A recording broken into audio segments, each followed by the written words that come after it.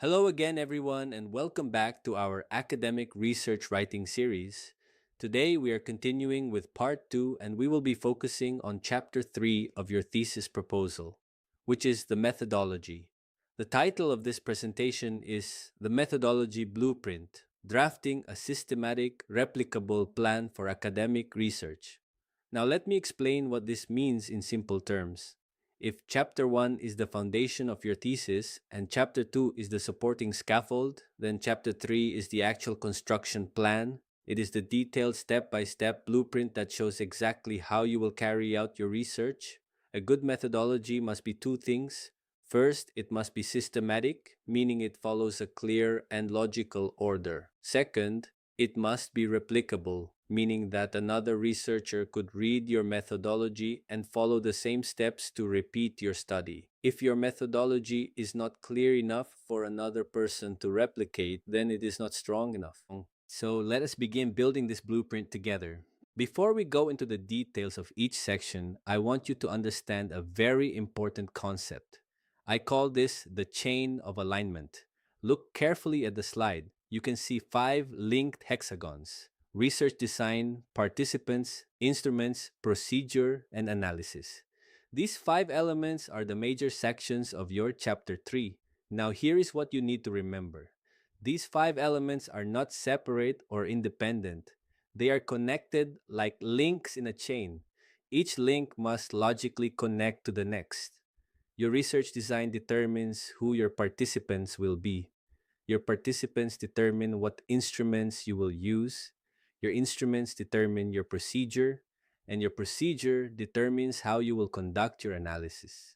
If even one link in this chain is broken or weak, the entire methodology becomes compromised. That is why alignment is the most important principle in writing chapter 3. Now, please take a look at the drafting note at the bottom of the slide. This is a small detail, but it is very important. When you write your proposal, you must use the future tense because you are describing a plan you intend to carry out. So you write phrases like will be used, will be conducted, and will be administered.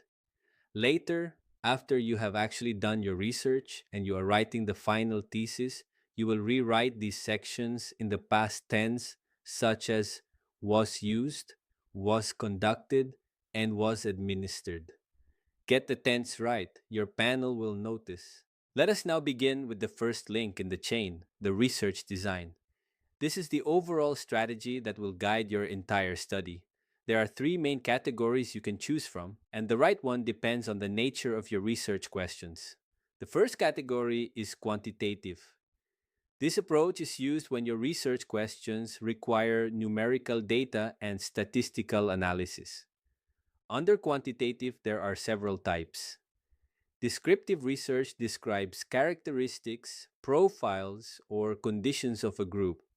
Correlational research determines the strength of the relationship between variables, but without manipulating them. Descriptive correlational does both. It profiles the variables and examines their relationships. And experimental or quasi experimental research tests cause and effect by deliberately manipulating one or more variables. The second category is qualitative. This approach is used when your research questions explore human experiences, meanings, or perspectives. Phenomenological research focuses on the lived human experiences of participants regarding a specific phenomenon. Case study research involves an in depth investigation of a single case or a small number of cases. The third category is mixed methods. This combines both quantitative and qualitative approaches in a single study, giving you a more comprehensive analysis. Now, how do you decide which one to use? Look at your research questions. If your questions ask how much or how many, you are likely doing quantitative research. If your questions ask how or why people experience something, then qualitative is the better fit. The questions guide the design, not the other way around. Choosing a research design is only the first step. The next step, and this is where many students get stuck, is justifying that design. You cannot simply say, I chose descriptive correlational. You need to defend your choice in front of your thesis panel. Look at the slide. A defensible design rests on three pillars, three questions you must be ready to answer. The first pillar is what? What type of answer do your research questions require? The second pillar is why? Why is this design better suited than the alternatives? Why did you choose correlational instead of experimental, for example? And the third pillar is who.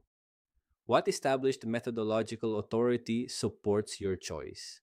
In other words, who is the published expert that endorses this design for this type of study? Let me give you two examples.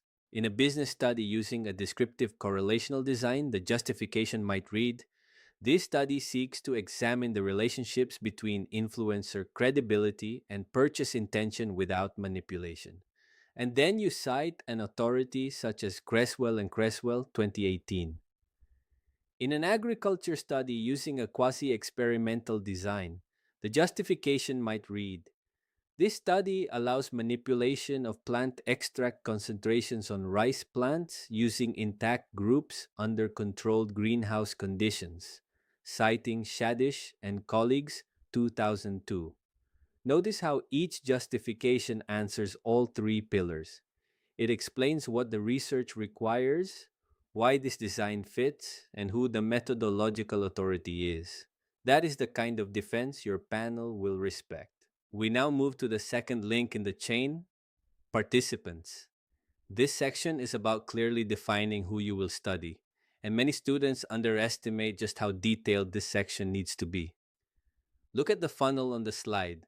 There are three levels you need to understand. At the top is the general population. This is the broadest group connected to your study. For example, adult residents of Isabela province. In the middle is the target population.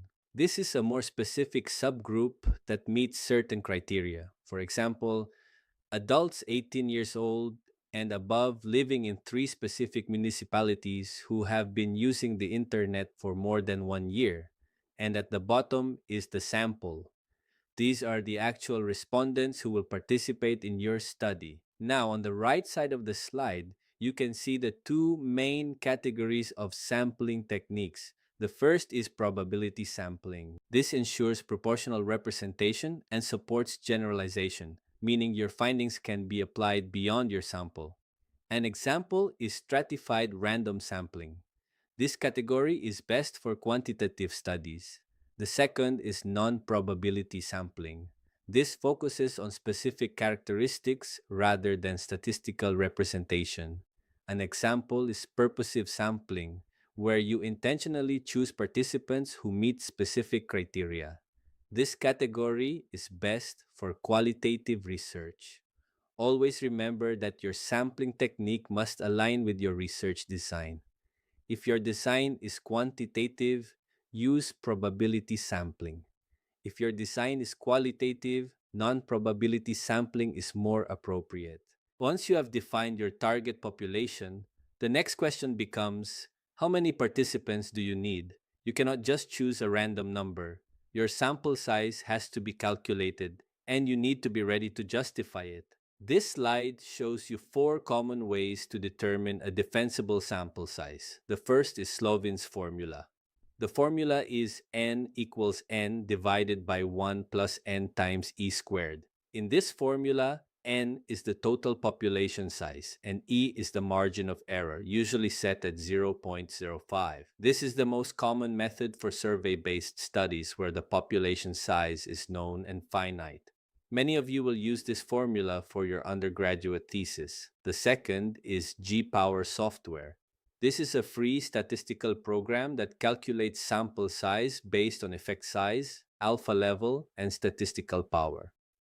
The target for statistical power is typically 0.80. This method is best for studies that involve regression analysis or other inferential statistics. The third is disciplinary norms. In some fields, especially agriculture and engineering, there are standard experimental designs that already define the sample size. For example, 30 specimens per treatment group with 3 replications. If your discipline has these established norms, you should follow them. The fourth is data saturation. This applies only to qualitative studies. In qualitative research, you stop collecting data when no new themes emerge from your interviews. This usually happens between 10 and 30 participants. The key principle here is that saturation, not a fixed formula, determines when you have collected enough data. Whatever method you choose, your panel will ask, why this number? Be prepared with a clear, defensible answer. Now let us discuss the third link in the chain, instruments. These are the tools you will use to collect your data. Think of them as the equipment in your research toolkit. The right instrument depends on your research design, your discipline, and the nature of the data you need. Let me walk you through the six common types. First, survey questionnaires. These are structured forms that often use Likert scales or closed ended questions. They are commonly used in business and criminology research. Second, interview protocols. These are open ended conversation guides used to explore the lived experiences of participants. They are common in nursing and social sciences research. Third, observation checklists. These are tools for the systematic recording of behaviors or physical conditions. They are often used in agriculture and education studies. Fourth, standardized tests. These are commercially available, pre validated psychological scales. They are most commonly used in psychology research. Fifth, laboratory equipment. These are calibrated precision devices, such as spectrometers or other measuring instruments. They are commonly used in engineering and the sciences. And sixth, existing documents. These include official archival records, databases, and published statistics. They are commonly used in public administration research. The most important rule here is this: whatever instrument you choose, every item in it must connect directly to one of your research questions. If a question in your survey does not map back to a specific research question in your statement of the problem, then that question does not belong there. Remove it. Choosing an instrument is not enough. You must also prove that your instrument actually works. This is where validity and reliability come in. I call these the twin pillars of instrumentation because every research instrument must have both of these qualities. Let me explain the difference using the target analogy on the slide. Validity means your instrument measures exactly what it claims to measure. Imagine an arrow that hits the bullseye. If your questionnaire is supposed to measure cybercrime awareness, then it must actually measure cybercrime awareness, not something else like general technology knowledge. Reliability means your instrument produces consistent results across multiple trials. Imagine several arrows hitting the same spot on the target again and again. Even when administered to different groups at different times, the instrument should give consistent results. Now, how do you establish these qualities? For validity, there are two common methods. Content validity involves having 3 to 5 subject matter experts review your instrument and rate it. This produces what we call a Content Validity Index or CVI. Construct validity uses factor analysis to test whether your instrument aligns with the theoretical construct it is based on. For reliability, there are also two common methods. Internal consistency is measured using Cronbach's alpha, which is computed after pilot testing. The acceptable threshold is 0.70 or higher. Test retest reliability involves administering the same instrument twice, usually 2 to 4 weeks apart, and then correlating the results. If your instrument lacks validity or reliability, your data becomes questionable, and questionable data leads to questionable findings. So please take this step seriously. It is not optional. Now, here is a very practical question that many of you will face. Should you create your own questionnaire from scratch or should you adapt an existing one? This slide gives you clear guidance. The recommended approach, especially for undergraduate students, is to adapt an existing instrument.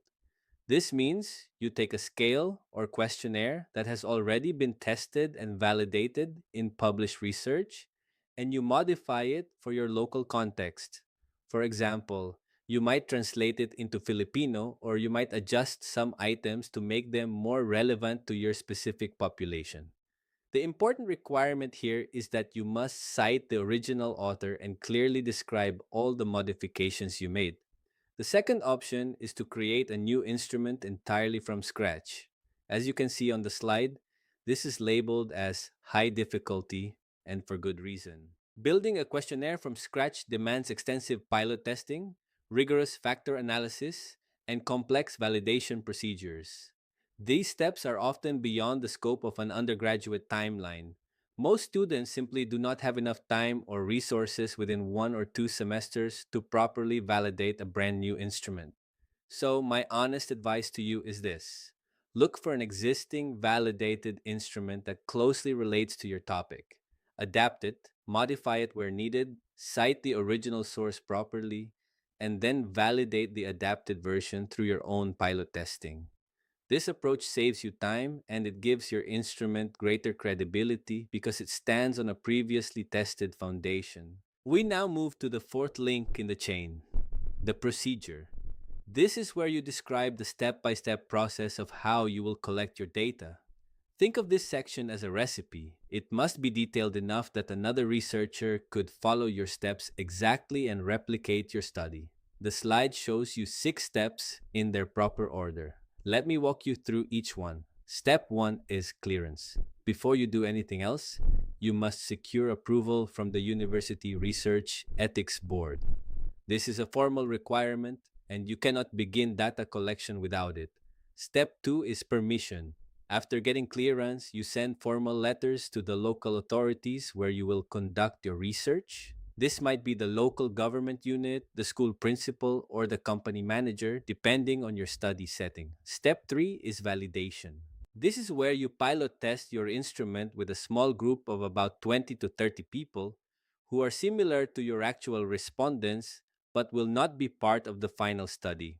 After pilot testing, you compute Cronbach's alpha to confirm reliability. Step 4 is consent.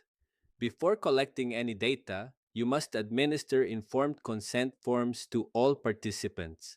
The consent form must clearly state that participation is voluntary and that the identity of each participant will remain anonymous.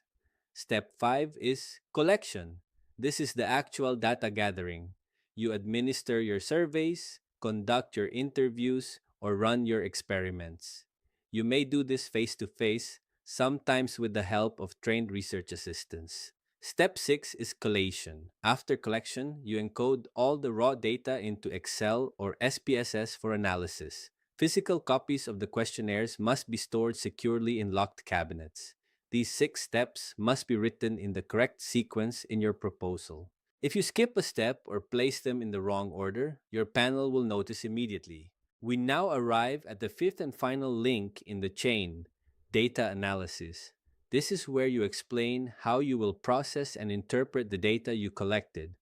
And this is where the principle of alignment becomes most clearly visible. Look at the table on this slide. It is called the Methods Questions Alignment Matrix. This matrix shows how each research question connects directly to a specific statistical treatment. Let me walk you through the 3 examples. The first question is: what is the level of cybercrime awareness? This involves a single variable, which is awareness. The appropriate statistical treatment is descriptive statistics, meaning you compute the mean, the standard deviation, and the frequency. The justification is straightforward. You are summarizing the profile of one variable. The second question is there a significant relationship between awareness and prevention? This involves 2 variables: awareness as the independent variable and prevention as the dependent variable. The appropriate statistical treatment here is Pearson R, which measures the strength and direction of the linear relationship between 2 continuous variables. The third question is there a significant difference in awareness when grouped by age? Here, the variable is awareness, grouped by demographics. The appropriate treatment is ANOVA if you have three or more groups, or an independent t test if you have only two groups. These tests check for significant differences among group means. I strongly recommend that you create this matrix for your own study. It ensures that every research question has a corresponding statistical treatment and that every treatment is justified. If your matrix is complete and logical, your panel will see immediately that your methodology has been carefully thought out. Methodology is not only about technical procedures, it is also about ethics. This slide presents what I call the ethical building codes that every researcher must follow. These are not optional, they are mandatory requirements. The first principle is informed consent. Your participants must fully understand the purpose of the study, the risks involved, and the benefits before they agree to participate. You cannot collect data from anyone without their informed consent. The second principle is voluntary participation. Every participant must have absolute freedom to withdraw from the study at any stage without any coercion or penalty. You cannot force anyone to participate, and you cannot punish someone for choosing to stop. The third principle is anonymity and confidentiality. You must use codes instead of names when recording data. For example, instead of writing a person's full name, you assign them a code such as respondent 001. All results must be reported in aggregate form, meaning as group results, not individual results. The fourth principle is do no harm. Your research must not expose participants to any physical, psychological, social, or economic risk. If your study has any potential to cause harm, you must take steps to minimize that risk or redesign your approach altogether. The fifth principle is data privacy compliance. In the Philippines, this means strict adherence to Republic Act 2173, also known as the Data Privacy Act of 2012. You must have clear procedures for how personal data will be stored, who will have access to it, and how it will be properly disposed of after the study is completed. These ethical standards protect your participants. They also protect you as a researcher. Never skip this section in your proposal. Just as we discussed in the previous module, let us also talk about the role of AI in writing your methodology. This slide presents a clear boundary map for what AI can and cannot do. On the left side, you see what AI can do. AI can explain complex statistical assumptions and methodologies. So if you are confused about the difference between Pearson R and Spearman RHO, AI can help clarify it. AI can also improve the grammar and clarity of paragraphs that you have already drafted yourself. And AI can generate structural outlines to help you organize your chapter 3 logically. On the right side, you see what AI cannot do. AI cannot decide your specific research design based on your complex local constraints. It does not know the realities of your barangay, your school, or your municipality. AI cannot determine your sample size without knowing the true population limits of your study area.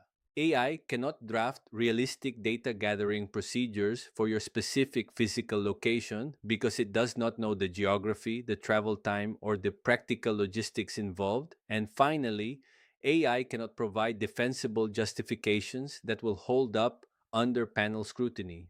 The bottom line is this: AI can be a helpful assistant, but it cannot be the author of your methodology. The decisions must come from you because you are the one who understands your local context and you are the one who will defend your work in front of the panel. This slide presents what I believe is the single most important advice I can give you about writing your methodology. I call it the defense test. Before you include any sentence in your methodology, ask yourself this one question: can I explain and defend this sentence to my thesis panel? If the answer is yes, keep it. If the answer is no, remove it. It is that simple. Here's what I mean. Sometimes students use AI tools or they copy methodology sections from other theses, and they include methods that sound impressive and sophisticated. But when the panel asks, why did you use this method? Or please explain how this analysis works, The student cannot answer because they do not actually understand it. That is a serious problem. If you included a method simply because an AI generated it and it sounded sophisticated, please remove it. Your panel will know the difference between a student who truly understands their methodology and a student who is just copying fancy words. Write what you understand, write what you can execute, write what you can defend. That is the standard. And finally, we arrive at the last slide, the Chapter 3 checklist. Think of this as your blueprint sign off before you submit your proposal. Let me walk you through each item. On the left side, under Design and Participants, ask yourself the following questions. Is your research design justified with methodological authority? Is your target population specifically defined? Is your sampling technique aligned with your quantitative or qualitative needs? And is your sample size mathematically or methodologically calculated? On the right side, under Instruments, Procedure, and Analysis, ask yourself these questions. Are your instruments verified for validity and reliability, including Cronbach's alpha? Is your step by step procedure fully replicable? Are your statistical treatments directly mapped to your specific research questions? And are Republic Act 10173 compliance and ethical clearances embedded in your timeline? If you can confidently check all of these items, then your blueprint is complete. You are ready to build. You are ready to move from planning to actual execution. And that brings us to the end of today's lecture. We have walked through the entire structure of Chapter 3 from research design all the way to ethical considerations. Remember this, your methodology is the backbone of your thesis. A strong methodology produces credible results. A weak methodology produces questionable findings. So please invest the time to get this right. Thank you for listening, everyone. Good luck with your thesis proposals, and I will see you in our next module.